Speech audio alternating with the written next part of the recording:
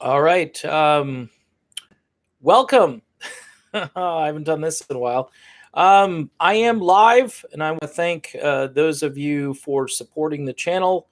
The reason I decided to go live is because I am really kind of at my wits' end about what is happening to our democracy.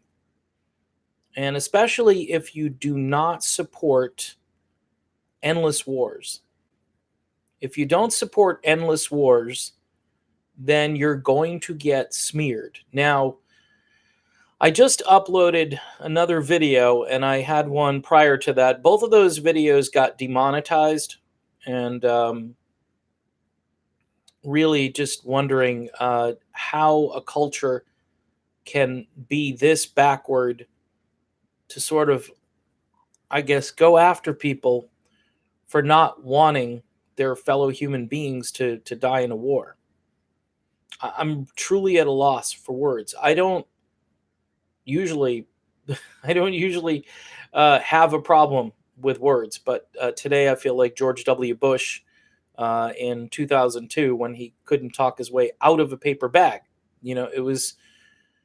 But I looked at the story that The Hill just posted about Hillary Clinton talking about how both Tulsi Gabbard and Jill Stein are essentially Russian assets. I mean, I'm just blown away. I mean, there's no evidence of any of this, and they just march it forward. They did the same thing with Trump, and notice how there are a number of Americans that just don't believe it, whether they're Trump supporters or not.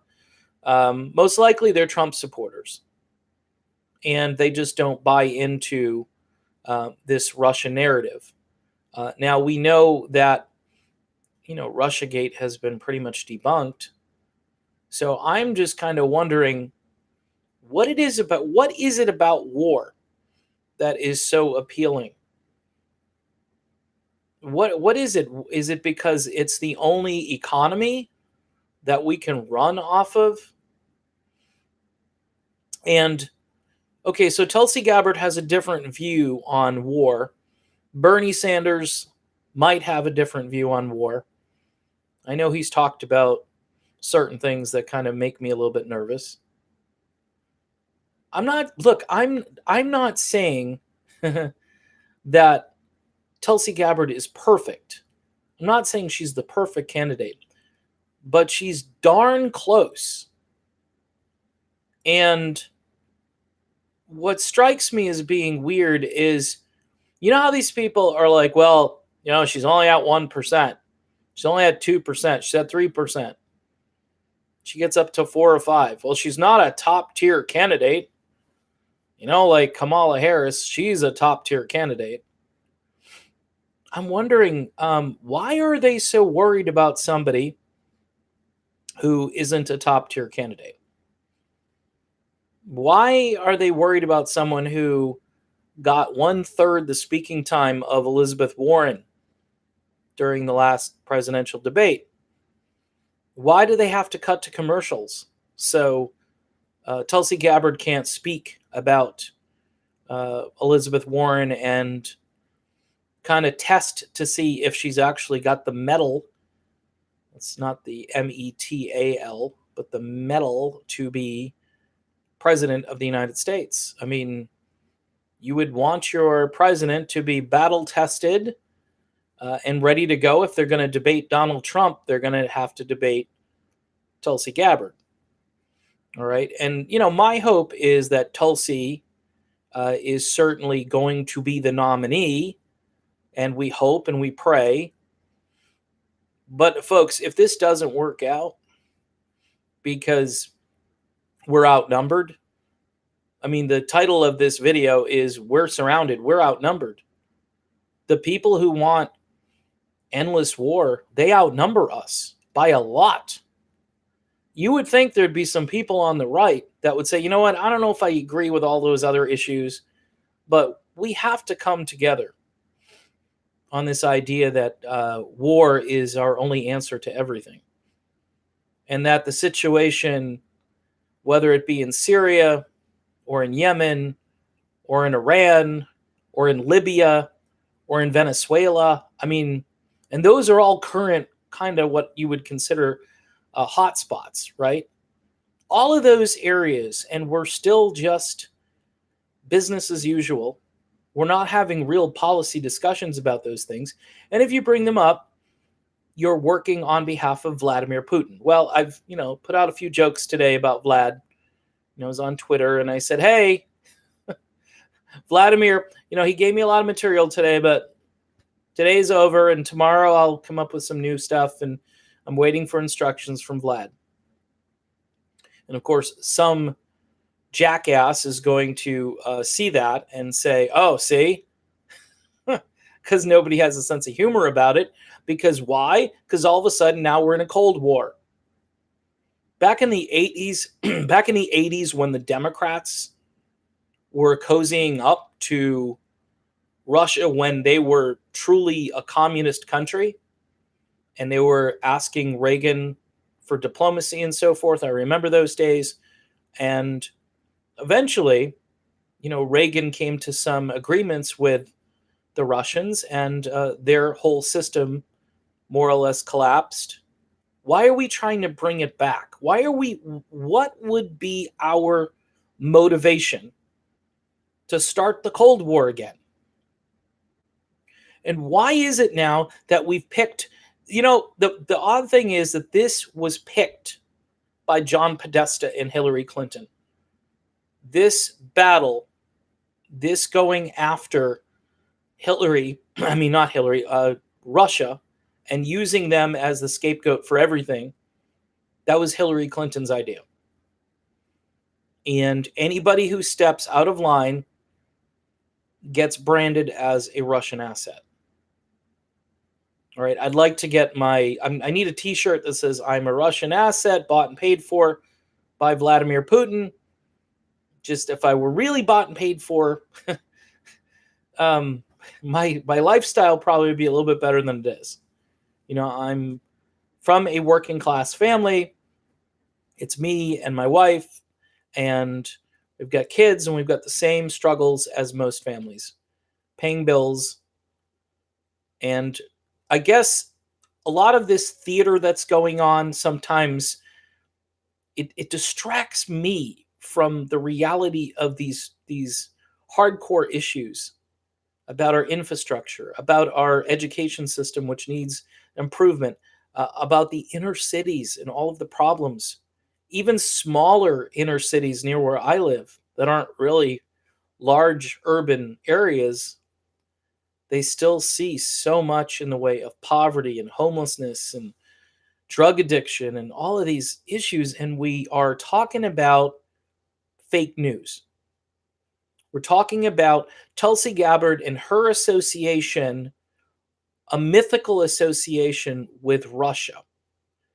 When you make an accusation like somebody is an asset of a foreign government, you need proof. And by the way, I'm not defending Donald Trump, but because Trump says to somebody in the Ukraine, hey, we need to look into this CrowdStrike thing, or could you look into it? He wasn't twisting anybody's arm, and yet that's impeachable. But when we declare war on a country, not using our Constitution in the process, when we do that, that's business as usual, and nobody in our government says, well, that might be an impeachable offense. I mean, nobody seems to follow that edict anymore, and we're still running off the same, because we file it under terrorism. That's how we get away with that, or supposedly they get away with that. But Tulsi Gabbard has filed legislation to try to stop these just random declarations of war, which aren't really declared. We just do them. We just go and do them. And nobody seems to care. Not enough people care. That's why I think we're outnumbered. I mean, if I'm outnumbered and this isn't a worthy cause, people need to explain to me, what is a worthy cause? You know, I'm a big proponent of taking care of people who truly need it. I mean, my faith informs me there. I know a lot of times, if you talk about someone's faith, they talk about doctrine or theology. They don't talk about action and behavior. And the two things have to go together. And as you know, I'm not speaking for the rest of everybody who has their own faith or no faith at all. That's fine. But your life has to mean something. You have to wake up in the morning thinking to yourself, okay, um, are we truly making this a better place? Aren't we supposed to make this a better place than we left? You know, we leave it in better shape than when we got here. But that's not what our government's all about right now. Our government right now is to divide and conquer the population among all kinds of lines. It can be racial, it can be gender, it can be all these, you know, intersectionality type things that are out there. And then by the time we get to the table to look at something like endless war or healthcare for people who can't get it, we can't even get to that point. Remember, Trump said, "Oh, we're going to have great healthcare." He did. He said, "We're going to have great health." What has he done? Nothing. Tulsi and Bernie have ideas on that. So I'm doing the live stream today, more or less just a stream of consciousness venting that I get this way. I feel very isolated. I go out in public, I walk around. Sometimes I do it with this shirt. Nobody knows. Somebody said they like the shirt.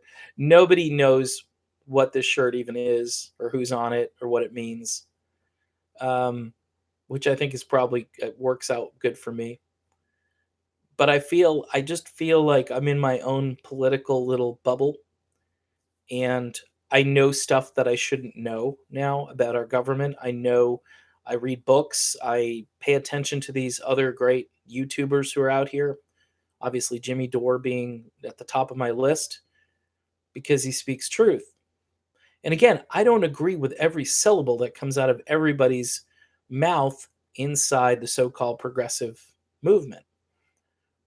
But I believe their hearts are mainly in the right place because there's nobody really speaking on behalf of people who truly need our help. And that goes across, you know, the spectrum. You know, I learned that people on the right are typically convinced that uh, the people they're voting for are going to help them. But what happens is, or they fit into some niche category on the right where somebody feels like their religious freedom is under attack, and this goes for the left where somebody thinks their reproductive health is on the line if they don't vote that way. And then when it comes to the real big ticket issues, all of those politicians do this. Done. I used my wedge issue, got them to vote for me, and now I'm screwing them with, reducing the taxes on people who are making huge amounts of money. While their income stagnates, their rent goes up, food prices go up, gas prices, our gas should be like 50 cents a gallon, right? Because we're pumping gas from this country and fracking and doing all these things. And then, we got our buddies over in Saudi Arabia. I don't understand why. I was told we were going to have $2 a gallon gas, and that really hasn't happened. It's gotten a little close to that. And the honest truth is we still have to figure out how to move away from, we should just do away with that eventually. And I know it's going to be a tough sell to get off of fossil fuels. Again, Tulsi Gabbard has a bill. I know a lot of people don't want to talk about Tulsi's bill versus all the non-binding Green New Deal. Okay, if you're going to do the Green New Deal, you need to do it like the Green Party. Okay, because it's a plan. It's not just a list of things that I'm going to take out my little, chalkboard and tell you these non-binding things that we should try to do. No, you need to pass a bill, you need to pass legislation so it actually gets done. But let me get back again to the last video I did before I went live. The fact that both Jill Stein and Tulsi Gabbard are being branded as Russian agents make this former conservative want to either be a Green Party a person just to stick it, just to say, you know what, I'll show you how anti-establishment I am. A few years ago, I think it was the libertarians that were getting all the grief for various reasons. They were affiliated with a very super ultra conservative strain of the Republican Party, and that's not really true. But that's how, of course, the media portrayed it. And all of them are pretty much peaceniks, and their non-violence principle, I think, is built right into their platform. Much like the Green Party, I think their first principle is non-violence. So I'm all for non-violence. And I think that's where we need to go. And we can't just stop. Look, I'm just a regular guy, okay? And I say that because I'm not this screaming activist. You're not going to find me down at the corner of some intersection with a big sign, yelling and screaming at cars as they go by. That's not who I am. I'm a YouTuber. I took my YouTube quote unquote talents. It's funny. And I started this channel. But I can't tell you how discouraging it is to see the candidate whom I love because of what she stands for. And I know I can look at Tulsi Gabbard, and I'm not trying to be all cultic or anything, but I can look at Tulsi Gabbard and I can see a human being that I could instantly relate to and understand and have a conversation. And she wouldn't just pay me lip service. She wouldn't be irritated. She wouldn't be put off by my inquiry if I had one. And I have not met Tulsi Gabbard. I have not talked to her. I have not met her. I just know it. And if I'm wrong, oh well, then I have the worst judgment in the world. I just don't think I do. Not on this one. I know she's polling in the single digits in most cases. So you don't quit. You keep fighting. You keep working. These other candidates, they don't have the stick-to-itiveness of Tulsi Gabbard. You think Amy Klobuchar is going to hang in there? You think Cory Booker is going to hang in there? Eventually, some of these neoliberals will start dropping out. And that's going to make more space for Tulsi and her message. And that's when things are going to get real interesting. I told you if she got to debates in October, that things would start to get really interesting. And they are. Because they're worried. Because Hillary Clinton would not be saying these things if they weren't worried. This is basically making stuff up. Think of that. They're just making stuff up. Yeah. And then of course we're gonna preempt the idea that Tulsi might run third party. And she said she won't run third party, which is disappointing, honestly, to me, but I understand why she won't. I wish she would, though. I still wish she would. And if she does, then Hillary Clinton can look like a prophet. That was Hillary Clinton saying, don't you dare go over there, because if you do, I've already got you branded as a Russian asset. And now, since I've predicted something, people are going to take me more seriously, and they're going to think even less of you than the establishment media does now, which I think is kind of hard and impossible. I don't have too much more to say. I'm just really discouraged looking at this and saying to yourself, is there no other thing we can do? Third party. Yeah. But it's such a tough thing to establish and do, but it is so time for a third party. Look, Bernie, I know Bernie's still out there, and I think Bernie, they're certainly keeping a lot of the Bernie numbers under wraps. And yes, am I excited about Bernie winning the nomination if he does? Yeah, I'm gonna have to watch things and see how they pan out, I don't know. I mean, the reason I like Tulsi more, there are a number of reasons, and I've already explained it in videos. Um, Tulsi's stance, though, on peace is what puts her at the top for me. And a lot of our troubles, a lot of our debt, pretty much all of our debt can be traced back to endless war. And anytime someone advocates for less war, a curtailment of war, they get absolutely annihilated in the media. So I guess we can be, cynical to the point where we have gotten that out of our system. I'm very cynical, and but it's not healthy. It's not aloha. It's not peace. It's not love. It's not feeling good about your fellow man or woman, especially when Hillary Clinton is out there disparaging. And again, it's bizarre. If somebody like Tulsi Gabbard, we keep saying, or they keep saying she's in the single digits, why do they keep going after her? It's a really good question. And I'd love to hear it from one of these mainstream pundits out there. Why? Because they're afraid. Because, again, if this message gets out and it gets communicated properly, their message is over. It's completely over. And the establishment will be on the ropes. They'll be running.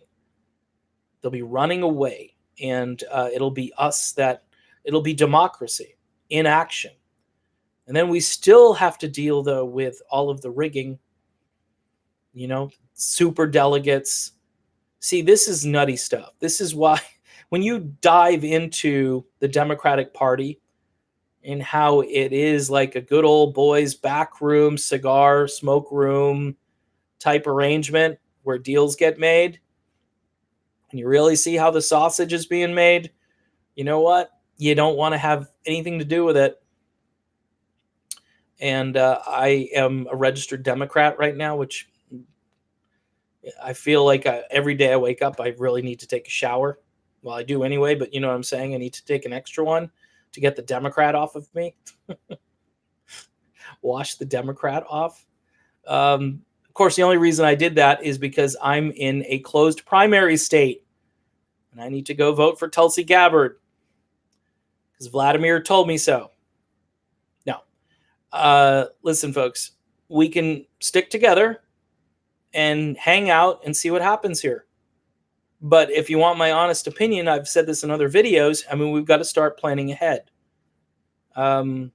If we could convince Tulsi to run as a Green or something other than a Democrat, we could get to work right now on that. And, of course, we're going to be branded as the saboteurs. We're trying to elect Trump, blah, blah, blah. Here's the thing. If we don't do this someday, this duopoly is never going to be broken up.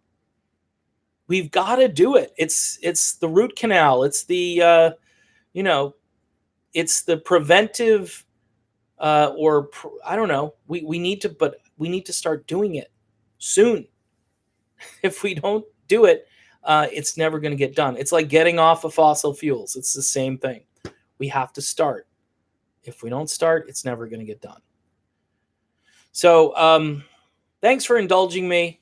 I felt like I needed to talk to people in a more direct way and just kind of ramble a bit.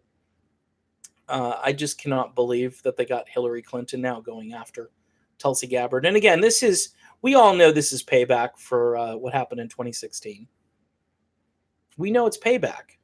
She went and supported Sanders. She took some real hardcore progressives with her. And even though Bernie went out and campaigned for Hillary Clinton, she still lost the election. She lost because she was a lousy candidate and she had nothing to offer. Nothing. And that's why you got Trump. And you're going to get Trump again if you're too disorganized and floundering around and looking for, I don't know what you're looking for. You're looking to just eradicate real progressive change in the country, and you're trying to squelch that and try to push it away, pretend it doesn't exist. Don't talk about Bernie Sanders in the same breath that you're talking about Elizabeth Warren or Mayor Pete or Joe Biden. You obfuscate guilt by omission. That's what that is.